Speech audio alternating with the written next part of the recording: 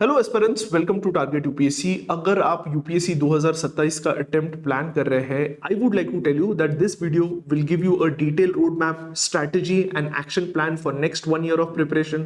Secondly, it would solve all the common doubts with respect to UPSC preparation. And third and most important is, it would also tell you ki which mistake you should avoid if you want to crack UPSC in 2027. So make sure you watch this complete video. When I decided to make this video, I took inputs from all our toppers, including Harshita Goyal, Mudita Bansal, Avdhija Gupta, Aanchal Upadhyay, Saurabh Kumar, Shivam Singh. ऐसे बहुत सारे हमारे toppers के experience है, उनके strategy से ये complete plan हमने बनाया है। एंड आप इन सारे टॉपर्स के भी पॉडकास्ट डिस्क्रिप्शन में मैंने लिंक दिया है, वहां भी जाके देख सकते हो, उनकी स्ट्रैटेजीज जान सकते हो, कैसे उन्होंने स्टार्ट किया, so as to have a first hand experience. So before I tell you the exact plan and strategy, one common question among student is, sir सच में एग्जामिनेशन बहुत डिफिकल्ट है?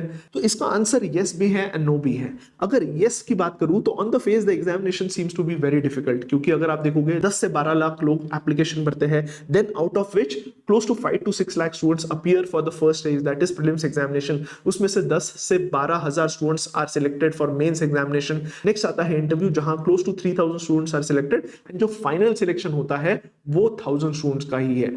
अगर आप ये परसेंटेज वाइज में देखोगे तो बहुत कम है with respect to number of students who are applying for the examination and final selection की अगर मैं बात करूं। लेकिन अगर आप दूसरा साइड भी देखोगे, जो रियल सीरियस स्टूडेंट्स कितने हैं आपको पता है इस एग्जामिनेशन में, जो कंसिस्टेंटली 1-1.5 साल से पढ़ रहे हैं, जिनको पता है कि क्या राइट स्ट्रैटेजी है, कौन से मिस्टेक्स अवॉइड करने हैं, एंड ये ऐसे स्टूडेंट्स हैं जिनको राइट डायरेक्शन है। ऐसे स्टूडेंट्स मेरे हिसाब से हार्डली 50,000 to 1 lakh स्टूडेंट्स हैं, and the real competition is between these students. So make sure on the face it might be a difficult examination, but reality में it is not that difficult if you have the right direction, if you are able to study consistently, if you have the right mentorship, you can crack this examination. तो ये एक important चीज ध्यान में रखिए, examination phase पे difficult है लेकिन actually difficult नहीं है। Another important reason why close to 10 to 12 lakh students fill the form is, ये एग्जामिनेशन संडे को होता है, इस एग्जामिनेशन की फॉर्म की फीस 100 रुपीज है, इसलिए many student apply for the examination. जो स्टेट पीसीएस के लिए भी कर रहा है, एसएससी के लिए भी जो पढ़ रहा है,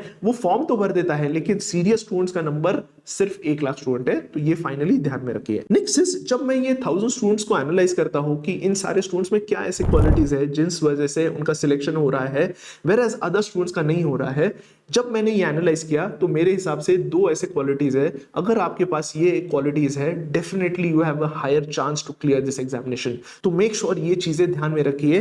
one important quality among all the toppers is they have been consistent with respect to their preparation.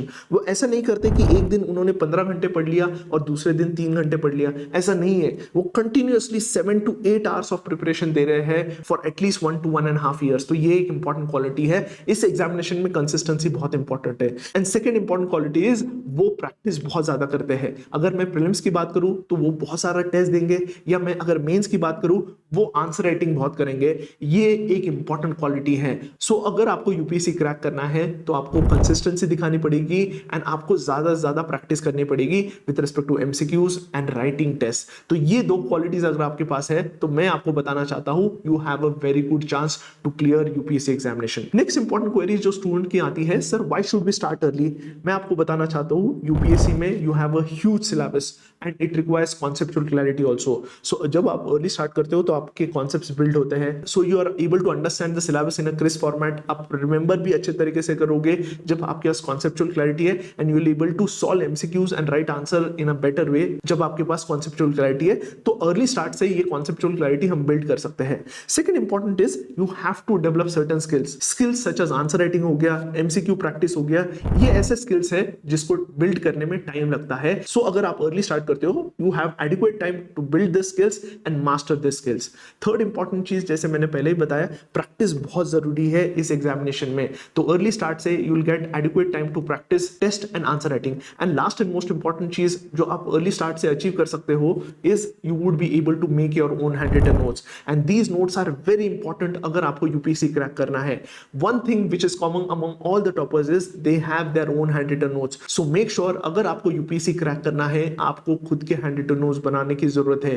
कोई क्लासेस के नोट्स या कोई टॉपर्स के notes can be a guiding light, लेकिन अल्टीमेटली अगर आपने खुद के हैंड रिटन नोट्स बनाए नहीं, specially for mains, you can not crack this examination. तो ध्यान रखिए अर्ली स्टार्ट से you will get time to make your own notes and get an edge in this examination, क्योंकि जब तक आपके पास खुद के हैंड रिटन नोट्स नहीं है, आप रिवाइज नहीं कर पाओगे, अपडेट नहीं कर पाओगे, and you will not be able to develop that active memory, क्योंकि लिखने से ही चीजें याद होती है। सो इन सारे रीजंस की वजह से you should start your UPSC journey as early as possible. So coming back to the most important part, how should you start your UPSC journey. मेरे हिसाब से अगर आपको कोई भी एग्जामिनेशन क्रैक करनी है, आपको दो चीजें जाननी बहुत जरूरी है। First is about the examination. तो before starting the preparation, know about the examination. ये कहां से पता चलेगा? Is going through UPSC notification. तो मैं ये सारे स्टूडेंट्स को बोलता हूं, अगर आपको यूपीएससी प्रिपरेशन करना है, then at least for 5 to 10 days आपको यूपीएससी का नोटिफिकेशन पढ़ने की जरूरत है। इस नोटिफिकेशन से क्या पता चलेगा? इस नोटिफिकेशन से आपको पता चलेगा कि एग्जामिनेशन का पैटर्न क्या है। अब इसको एक्सप्लेन करने के मैंने वीडियो भी बनाया है, लेकिन मैं चाहता हूं हर एक स्टूडेंट गो थ्रू करे with respect to UPSC notification, जहां एग्जामिनेशन का पैटर्न दिया गया है विद रिस्पेक्ट टू जो प्रीलिम्स एग्जामिनेशन होता है वो एमसीक्यू बेस्ड होता है, उसका सिलेबस दिया गया है, मेंस एग्जामिनेशन किस फॉर्मेट में होता है, डेट्स दी जाती है, एंड सबसे इंपॉर्टेंट है सिलेबस मेंशन किया जाता है। क्योंकि अल्टीमेटली जब तक आपको एग्जामिनेशन के बारे में डिटेल में नहीं पता, आपको सिलेबस याद नहीं है, आप अच्छी तरीके से चीजें पढ़ भी नहीं सकते। तो first 5 days at least you should go through the notification, क्योंकि नोटिफिकेशन से ही सारी क्लैरिटी आएगी about the examination. To know more about the exact UPSC का जो एग्जामिनेशन का स्ट्रक्चर है, मैं ये एक वीडियो डिस्क्रिप्शन में डाल दूंगा जहां मैंने सारी चीजें एक्सप्लेन की है with respect to syllabus, examination का पैटर्न। लेकिन मैं चाहता हूं आप खुद जाके यूपीएससी का नोटिफिकेशन देखिए एंड उसे अंडरस्टैंड कीजिए। सारा सिलेबस जितना भी दिया है उसे हर एक वर्ड को अंडरस्टैंड कीजिए, तभी आप अच्छी तरीके से स्टार्ट कर सकते हैं। तो ये फर्स्ट पार्ट हो गया, going through the notification. Second important चीज, जैसे मैंने बताया, अगर आपको एग्जामिनेशन को अच्छा तरीके से जानना है, is understanding the PYQs, that is previous year question. क्योंकि अगर आप सिलेबस देखोगे, सिलेबस बहुत वास्ट है, स्पेशली प्रीलिम्स का, मेंस का। कहीं कहीं बहुत वेग वर्ड्स यूपीएससी ने यूज किए हैं व्हाइल डिस्क्राइबिंग द सिलेबस, जैसे events of national and international importance. अब यहां किन चीजों पर फोकस करना चाहिए ये हमें पता चलता है going through the PYQs, specially for prelims and mains. अब बहुत सारे स्टूडेंट्स पूछेंगे, सर हमने कुछ पढ़ा ही नहीं है, can we go directly and go through the PYQs? मैं आपको बताना चाहता हूं पीवाईक्यू से क्या समझना है। पीवाईक्यू से ये समझना है कि यूपीएससी क्या पूछने की कोशिश कर रहा है। अगर मैं प्रीलिम्स की बात करूं, वो फोकस कर रहा है कॉन्सेप्ट्स पर, वो फोकस कर रहा है current events which are of national importance, India के पर्सपेक्टिव से इंपॉर्टेंस जो है वो पूछ रहा है। अगर मैं एनवायरमेंट की बात करूं, ट्रेंड कैसे चेंज हो रहा है, पहले क्वेश्चंस आते थे बेसिक्स पर, अब एनवायरमेंट अगर आपको प्रीलिम्स पर्सपेक्टिव से पढ़ना है तो आपको करंट ओरिएंटेशन ज्यादा देखना पड़ेगा। ये कहां से पता चलेगा? आपको क्या चीजें पढ़नी है वो कहां से पता चलेगी? वो पता चलेगी पीवाईक्यू बुक से, both for prelims and mains. मैं अगर मेंस की भी बात करूं, GS2 GS3 के क्वेश्चंस अगर आप देखोगे, जो रीसेंट ट्रेंड है, they are asking questions linking static syllabus with current affairs. तो आपको एग्जामिनेशन का पूरा पैटर्न, जो चेंजिंग ट्रेंड है, वो पता चलेगा। यूपीएससी का सोर्स क्या है? अगर प्रीलिम्स के क्वेश्चन देखोगे, most of the question can be addressed through Laxmikanth, लेकिन वो टॉपिक क्यों सिलेक्ट कर रहा है ये भी पता चलेगा पीवाईक्यू एनालिसिस से। तो आपको सोर्स पता चलेगा, रीजन पता चलेगा, किस टाइप के क्वेश्चंस यूपीएससी पूछ रहा है। जैसे अगर आप पहले देखोगे सिंपल वन लाइनर क्वेश्चन आते थे, अब मल्टीपल स्टेटमेंट बेस्ड क्वेश्चन आ रहे हैं। तो अगर आप 2025 का पेपर देखोगे तो असर्शन रीजनिंग के क्वेश्चंस आ रहे हैं। तो ये भी हमें कहां से पता चलेगा? पीवाईक्यू से ही पता चलेगा। अब जब फर्स्ट टाइम पीवाईक्यू देखोगे तो आपको लगेगा कि यार बहुत डिफिकल्ट है, नहीं होगा। I would like to tell you, कोई भी स्टूडेंट अगर वो फर्स्ट टाइम पीवाईक्यू देख रहा है तो उसे डर लगेगा, क्योंकि उसने कोई चीज पढ़ी नहीं है। लेकिन once you start reading things, आपकी क्लैरिटी बिल्ड होगी, you will be able to address those PYQs. And moreover, PYQ से ये भी पता चलेगा कि आप राइट डायरेक्शन में जा रहे हो या नहीं जा रहे हो। तो PYQs are going to be your friend right from day 1 to last day. तो मेक श्योर पीवाईक्यूज को आपका बेस्ट फ्रेंड बनाइए, क्योंकि PYQs will tell you about the brain of UPSC. It would tell you कि क्या पढ़ना है और क्या छोड़ना है। नेक्स्ट इज, जब आपने पीवाईक्यू एनालिसिस कर लिया है, मैं अब आपको मैक्रो शेड्यूल बताना चाहता हूं विद रिस्पेक्ट टू आपकी प्रिपरेशन का। जब भी मैं स्टूडेंट्स को गाइड करता हूं, कोई भी फर्स्ट अटेम्प्ट का स्टूडेंट्स है जिसको यूपीएससी प्रिपरेशन स्टार्ट करना है, I divide the preparation in 4 parts. इसको मैं मैक्रो शेड्यूल बोलता हूं। तो इसमें जो फर्स्ट फेज होता है वो फेज होता है learning about foundation subjects and specially prelims oriented preparation. तो यहां फर्स्ट फेज में मैं चाहता हूं कि students prelims related subjects cover करें, फाउंडेशन कॉन्सेप्ट्स पर फोकस करें। सेकंड फेज में मैं चाहता हूं स्टूडेंट्स मेंस प्रिपरेशन करें, मेंस की प्रिपरेशन करें, जहां वो जीएस के 4 सब्जेक्ट्स एंड ऑप्शनल पढ़े। Third stage that is between January 2027 till the prelims 2027, इस फेज में most of the time should go on revision of the foundation subject जो उन्होंने स्टार्टिंग में पढ़े थे। Secondly it should also focus on CSAT, current affairs and test series देने में, prelims oriented test series देने में जाना चाहिए। And fourth phase is again between prelims and mains, जहां वो मेंस का फिर से रिवाइज करेंगे, आंसर राइटिंग का प्रैक्टिस करेंगे एंड टेस्ट सीरीज देंगे। तो अगर आप देखोगे पूरा प्रिपरेशन को, आपका प्रीलिम्स प्रिपरेशन 2 बार कवर हो रहा है एंड मेंस प्रिपरेशन 2 बार कवर हो रहा है, तभी आप एग्जामिनेशन क्रैक कर पाओगे। तो ये चीज ध्यान में रखिए। आपका फर्स्ट फेज होगा क्लोज टू 4 to 5 मंथ्स का, नेक्स्ट फेज होगा मेंस प्रिपरेशन का, that would again go for 4 to 5 months. Then between January 2027 and prelims 2027 यहां आप प्रीलिम्स सब्जेक्ट्स का रिवाइज करोगे, टेस्ट सीरीज लोगे, सीसैट की प्रैक्टिस करोगे and current affairs specially prelims oriented चीजें पढ़ोगे। अगेन प्रीलिम्स एंड मेंस में आप क्या करोगे, आंसर राइटिंग करोगे, टेस्ट सीरीज दोगे and revision of the notes which you had made during the mains phase आप यहां रिवाइज करोगे। तो ये आपके 4 फेजेस ऑफ प्रिपरेशन होने चाहिए। Now coming back to the micro schedule, यहां मैं आपको डिटेल में बताना चाहता हूं कि कौन से सब्जेक्ट्स आपको पढ़ना है, कैसे पढ़ना है। तो इन चीजों पर हम स्टार्टिंग में फोकस करेंगे। अब जो फर्स्ट फेज जैसा जहां मैंने बताया कि आपका प्रीलिम्स फाउंडेशन सब्जेक्ट्स कवर होने चाहिए, इसमें आपको टाइम फ्रेम कितना देना है, 4 to 5 मंथ्स देना है। एंड कौन से सब्जेक्ट्स कवर होने चाहिए, यहां आपको जो भी स्टैटिक सब्जेक्ट है प्रीलिम्स ओरिएंटेड वो सारे कवर होने चाहिए, जैसे पॉलिटी हो गया, हिस्ट्री हो गया, ज्योग्राफी हो गया, इकोनॉमिक्स हो गया, environment, science and technology, art and culture, ancient India, इन सारे सब्जेक्ट्स को पढ़ने की जरूरत है। अब इसमें कौन से सब्जेक्ट से आप स्टार्ट कर सकते हो, मेरे हिसाब से आप पॉलिटी से स्टार्ट कीजिए, फिर ज्योग्राफी कवर कीजिए, फिर economy, modern history, environment, science and technology, इस फॉर्मेट में आप पढ़ाई कीजिए क्योंकि दीज आर फाउंडेशनल सब्जेक्ट। मैंने इसी सीक्वेंस में सब्जेक्ट को अरेंज किया है according to their importance in examination. तो फर्स्ट 4 to 5 मंथ्स में इन सब्जेक्ट्स पर आपको फोकस करना है। जब भी आप इन सब्जेक्ट्स पर फोकस कर रहे हो, आपको 2 चीजों पर ध्यान रखना है। फर्स्ट इज आपको इन सब्जेक्ट्स की एनसीईआरटीज पढ़नी है। जैसे मैं पॉलिटी की बात करूं तो पॉलिटी में आर कॉन्स्टिट्यूशन एट वर्क आपको पढ़ना है and side by side Laxmikanth जो हमारी एक स्टैंडर्ड बुक है आपको पढ़नी है। And third important thing is आपको प्रीलिम्स ओरिएंटेड पीवाईक्यूज भी देख रहे हैं जब आप ये दोनों चीजें पढ़ रहे हो। तो मेक श्योर आप इसी फॉर्मेट में चीजों को पढ़िए क्योंकि यहाँ कॉन्सेप्ट्स भी बिल्ड होंगे एनसीईआरटी से, standard books which are important for examination जहां से मोस्ट ऑफ द क्वेश्चंस आते हैं वो भी कवर हो रहा है। एंड पीवाईक्यू से ये समझेगा कि क्या चीजें पढ़नी है, कितने डेप्थ में पढ़नी है, क्या चीजें छोड़नी है, ये आपको पीवाईक्यू से पता चलेगा। तो इस फॉर्मेट में आपको क्लोज टू 4 to 5 मंथ्स का प्लान बनाना है टू कवर द सब्जेक्ट्स जिस सीक्वेंस में मैंने बताया उसी सीक्वेंस में चीजों को पढ़ना है। नेक्स्ट इंपॉर्टेंट थिंग इज जब आप ये 4 to 5 मंथ्स चीजें करोगे, मैं चाहता हूं कि आप क्लोज टू 1 मंथ का टाइम लीजिए एंड रिवाइज कीजिए जो अपने फाउंडेशन सब्जेक्ट कवर किए हैं क्योंकि रिवीजन बहुत इंपॉर्टेंट पार्ट है इस एग्जामिनेशन का। तो first 4 to 5 month should go on covering foundation subject and 1 month for revision. उसके बाद आता है मेंस फेज। ये सबसे इंपॉर्टेंट फेज है क्योंकि mains decides your rank, your service, your cadre, everything is decided by mains. And यहां मैंने देखा है बहुत सारे स्टूडेंट्स मिस्टेक करते हैं। मेंस स्पेशली जब हम बात करते हैं तो मेंस में you have to focus on analysis, you have to focus on answer writing, you have to focus on own hand written notes. तो मेंस सबसे इंपॉर्टेंट पार्ट है। जब आपके फाउंडेशन सब्जेक्ट स्ट्रांग हो जाएंगे तो मेंस प्रिपरेशन करना आसान हो जाता है। इंपॉर्टेंट क्या है, प्रीलिम्स अगर आप देखोगे ये बहुत कॉन्सेप्चुअल है, फैक्चुअल डेटा पर फोकस करता है। मेंस फोकस करता है एनालिसिस पर, ये फोकस करता है मोर ऑन आंसर राइटिंग। तो यहां डिफरेंस है प्रिपरेशन का। पहले जैसे हम बोलते थे कि इंटीग्रेटेड पढ़िए, अब ये इंटीग्रेशन धीरे धीरे कम हो रहा है। एंड अगर आप पीवाईक्यूज देखोगे तो ये चीजें क्लियर हो जाएगी। प्रीलिम्स का अप्रोच कंप्लीटली डिफरेंट है एंड मेंस का अप्रोच कंप्लीटली डिफरेंट है। जब मैं मेंस की बात कर रहा हूं, आपको इंश्योर करना है कि आपको 4 जीएस पेपर, ऐसे and 2 optional paper close to 4 to 5 months में आपको कवर करने की जरूरत है।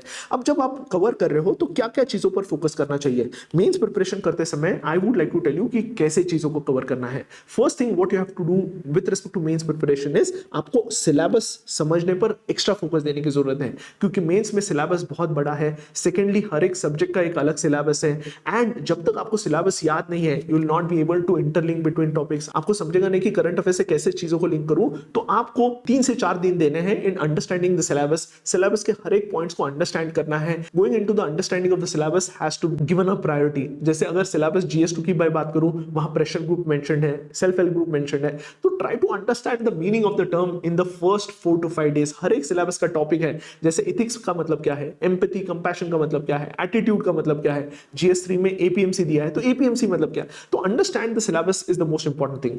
उसके बाद आता है making your own hand written notes. तो मैं यहाँ कुछ सैंपल बताना चाहता हूँ हमारे स्टूडेंट्स का with respect to own hand written notes कैसे बनाने हैं। सो जब भी कोई टॉपिक पर अगर आप नोट्स बना रहे हो तो 3-4 चीजों पर आपको फोकस करना है। हर एक टॉपिक पर you should have a strong introduction, क्योंकि आंसर राइटिंग जब आप करते हो तो इंट्रोडक्शन के लिए कुछ रेडी टेम्पलेट्स पता चाहिए। तो आपको हर एक टॉपिक पर आपको इंट्रोडक्शन तैयार करने की जरूरत है। देन उसी टॉपिक रिलेटेड अगर आपके पास कुछ डेटा, फैक्ट्स, डायग्राम्स, एग्जांपल्स है, that has to be added to your notes. Third important thing is आपको हर एक टॉपिक पर इश्यूज क्या है, इंपॉर्टेंस क्या है, ये सारे पॉइंट्स ऐड करने की जरूरत है। उसके बाद गवर्नमेंट क्या मेजर्स ले रहा है with respect to that topic, और हम क्या कर सकते हैं in the form of way forward and conclusion. तो आपके नोट्स ही आंसर राइटिंग फॉर्मेट में चाहिए, तभी आप क्या कर सकते हो, इजीली इसे रिप्रेजेंट कर सकते हो। तो मेक श्योर जब भी आप हैंड रिटन नोट्स बना रहे हो, आज side by side PYQ book का रेफरेंस ले सकते हो। मैंने डिस्क्रिप्शन में हमारे पीवाईक्यू बुक का लिंक दिया है, आप वहां से उसे डाउनलोड कर सकते हो। तो मेंस में जब भी आप कोई टॉपिक पढ़ रहे हो, जैसे अगर मैं फूड प्रोसेसिंग इंडस्ट्री पढ़ रहा हूं, तो मैं उस टॉपिक को पढ़ने से पहले मैं पीवाईक्यूज में देखूंगा कि कौन से क्वेश्चन इस पर आए हैं, क्या क्या चीजों पर यूपीएससी फोकस करता है, एंड उस बेसिस पर मैं मेरे नोट्स को अलाइन करूंगा, जिससे मेरा पीवाईक्यूज भी कवर हो रहे हैं, मेरे हैंड रिटन नोट्स भी बन रहे हैं, एंड मेरे यूपीएससी का अंडरस्टैंडिंग भी बढ़ रहा है। तो मेक श्योर हर एक स्टूडेंट अपने खुद के हैंड रिटन नोट्स बनाए, क्योंकि without hand written notes you will not be able to revise the subject, you will not able to clear this examination. में क्लियर है क्योंकि आपको 5 दिन में 9 पेपर देने पड़ते हैं, तो उस फेज में आपके खुद के हैंड रिटन नोट्स ही काम आता है, कोई टॉपर्स के नोट्स काम नहीं आते हैं। तो मैं आपको बताना चाहता हूं कोई पीडीएफ, कोई बुक्स नहीं काम आता है, सिर्फ आपके हैंड रिटन नोट्स काम आता है। तो आपके खुद के हैंड रिटन नोट्स आप बनाइए। उसके बाद आता है learning structuring of the answers. So जब आपने कोई टॉपिक्स पर नोट्स बनाए हैं, ट्राई कीजिए उस टॉपिक पर एटलीस्ट 2 से 3 क्वेश्चन ट्राई कीजिए। इसमें पीवाईक्यू के क्वेश्चन आप लिख सकते हो, या कोई टेस्ट सीरीज से आप क्वेश्चन अटेम्प्ट कर सकते हो, क्योंकि आंसर राइटिंग करना is must in this examination. अब ये आंसर राइटिंग कैसे सीख सकते हैं, मैंने इस पर एक वीडियो भी बनाया है, जहां मैंने टॉपर्स के कॉपीज एनालाइज करके आपको एक स्ट्रक्चर दिया है, आंसर राइटिंग कैसे कर सकते हैं। आप भी खुद टॉपर्स के पेपर्स एनालाइज करके ये सीख सकते हैं। तो answer writing is a easier thing, लेकिन इसको सीखना पड़ेगा, ये स्किल है। और ये स्किल कैसे इंप्रूव होगी, is by writing more answers. तो एक इंपॉर्टेंट है, तो आंसर राइटिंग कीजिए एंड उसकी प्रैक्टिस कीजिए, एंड एवरी 15 डेज आप टेस्ट दीजिए, बिकॉज टेस्ट से टाइम बाउंड आप प्रैक्टिस कर पाओगे एंड रियल एग्जामिनेशन का फील लेके पाओगे। तो इस तरीके से आपको सेकंड फेज में मेंस का पूरा प्रिपरेशन करना है। यूजुअली ट्राई कीजिए हर एक सब्जेक्ट 1 मंथ में कीजिए। जैसे अगर मैं बात करूं, हर एक जीएस सब्जेक्ट आप 1 मंथ में कवर करने का ट्राई कीजिए, एंड साइड बाय साइड आप ऑप्शनल के लिए भी पढ़िए। तो आपका दिन का 60% of time should go to GS preparation and 40% time should go to your optional preparation. Optional में भी यही स्ट्रैटेजी है, सिलेबस को समझिए, पीवाईक्यूज देखिए, खुद के हैंड रिटन नोट्स बनाइए, आंसर राइटिंग सीखिए थ्रू टॉपर्स कॉपीज। उसके बाद आता है practice in the form of daily answer writing and test series. तो ये दोनों के लिए कॉमन है। आपको जो 5 मंथ्स का जो फेज, सेकंड फेज है,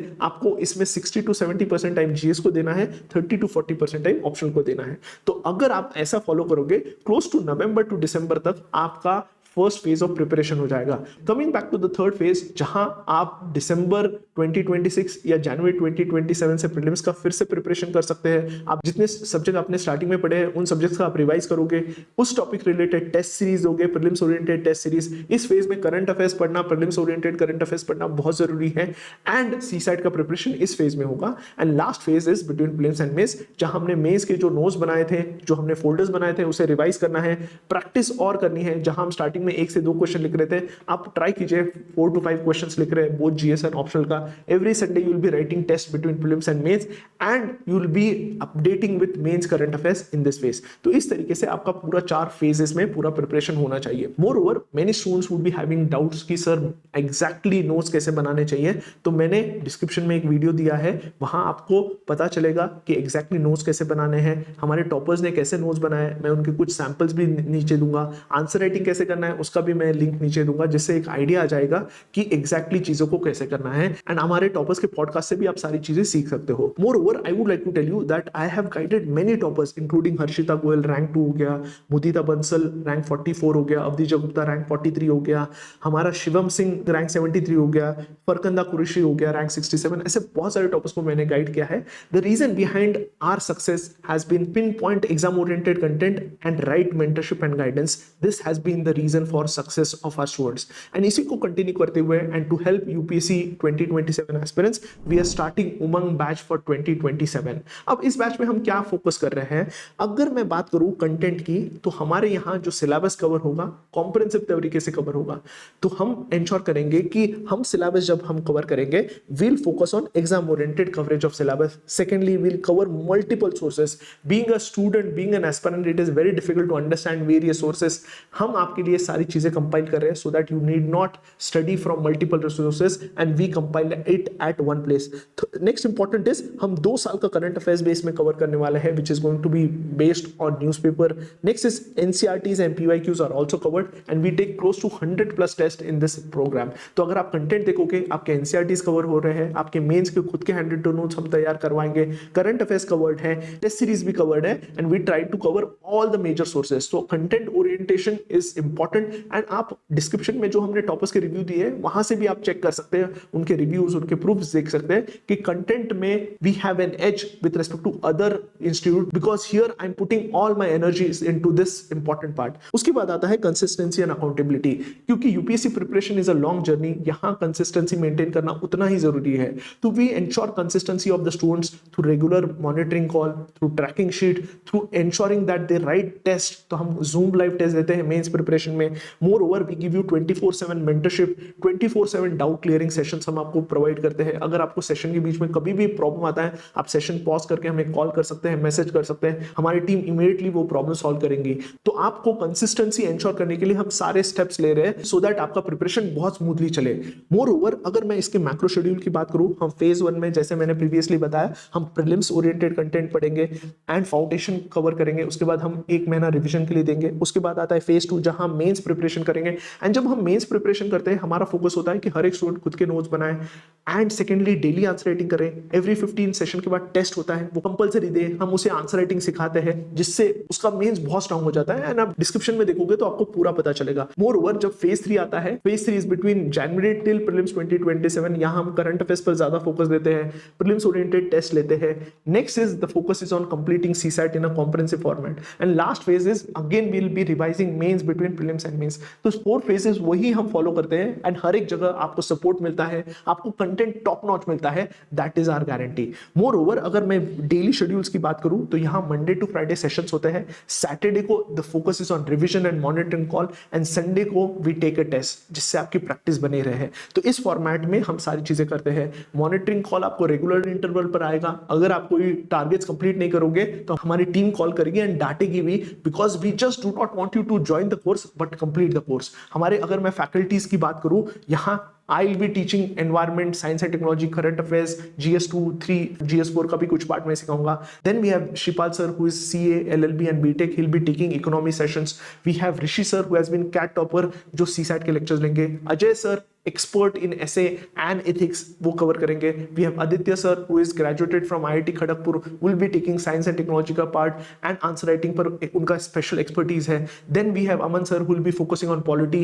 इस तरीके से we have multiple faculties to take care of each and every subject in a specific format and all of them are expert in their field and I can tell you with guarantee that this is going to be a one stop solution. अगर आपको और भी कोई doubts है, definitely call me on the below number, that is 8830115524। आप detail schedule description में देख सकते हैं, हमारा पूरा प्लान देख सकते हैं, मैंने पूरा लिंक्स डाले हैं, आप जाके चेक कीजिए। कोई भी डाउट है मुझे कॉल कीजिए और you can visit our website and I will be happy to help you in your journey. आप हमारे सारे टॉपर्स के रिव्यूज डिस्क्रिप्शन में विद प्रूफ देख सकते हैं। हमने जितने भी रिव्यू दिए हैं ये सारे स्टूडेंट्स हैं from our batches. These are not interview students और टेस्ट सीरीज के स्टूडेंट्स हैं, ये एक्चुअली हमारे बैचेस के स्टूडेंट्स हैं एंड हर एक स्टूडेंट का प्रूफ के साथ मैंने डिस्क्रिप्शन में दिया है। उनके डिटेल स्ट्रैटेजी भी मैंने डाली है।